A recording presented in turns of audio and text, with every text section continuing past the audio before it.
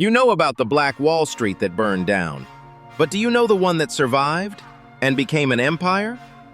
What is the American vibe? Is it the rebellious freedom of rock and roll? The raw emotion of the blues? Maybe it's the effortless cool of streetwear. What if I told you that nearly every single part of that so-called American vibe was invented by Black culture? This is the untold story of how Black genius built the world's cultural soundtrack and wardrobe, and why you probably weren't told the full truth.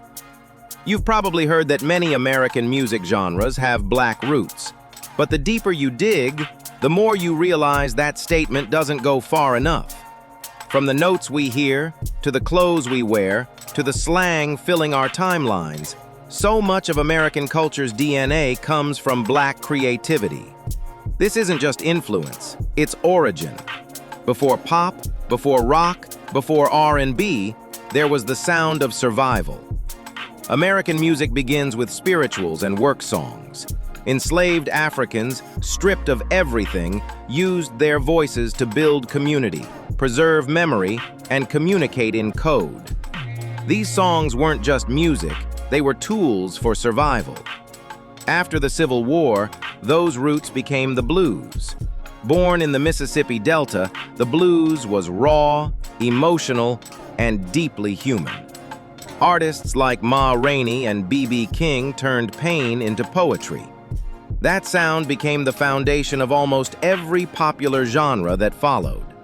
Gospel rose alongside it, fusing sacred emotion with storytelling, and together, they built the blueprint for American music. Then came the Great Migration. Millions of Black families moved north, bringing their culture with them. In Harlem, it exploded. The Harlem Renaissance wasn't just art, it was rebellion. Jazz took center stage. Duke Ellington, Louis Armstrong, and others created a sound that was complex, improvisational, and undeniably Black. Fashion followed.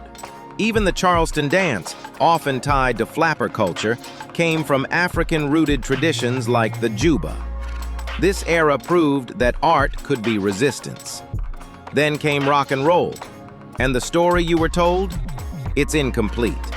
Long before Elvis, Sister Rosetta Tharpe was shredding electric guitars in the 1930s and 40s. Her sound laid the foundation for rock itself.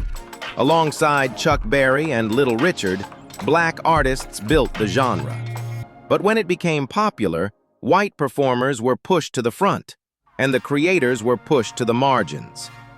Rock and roll was invented by Black artists. Then it was repackaged. And it wasn't just music. The very idea of cool was a Black invention.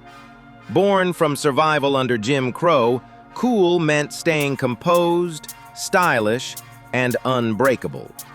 Jazz musicians embodied it. They even created their own coded language. That same spirit birthed streetwear. What began in Black and hip-hop communities as identity and resistance is now global fashion. Trends once criminalized are now sold by luxury brands for thousands of dollars.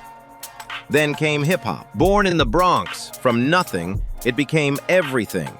Built on DJing, MCing, graffiti, and breakdancing, it gave voice to the voiceless. Artists like Tupac and Biggie didn't just rap, they testified. Along with hip-hop came AAVE. The slang you hear online? Many of those phrases come directly from Black communities, especially Black queer spaces.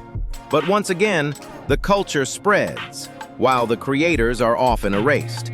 From the blues to hip-hop, from zoot suits to hoodies, from slang to streetwear, from jazz to rock. The American vibe wasn't inspired by Black culture, it was built by it. This isn't about blame, it's about truth. It's about giving credit where it's long overdue. Because the soundtrack of our lives, the clothes on our backs, and the rhythm of this country all trace back to Black creativity. So tell me, what part of this history surprised you the most? And which Black innovator do you think deserves more recognition? If you believe these stories matter, follow, share, and stay locked in.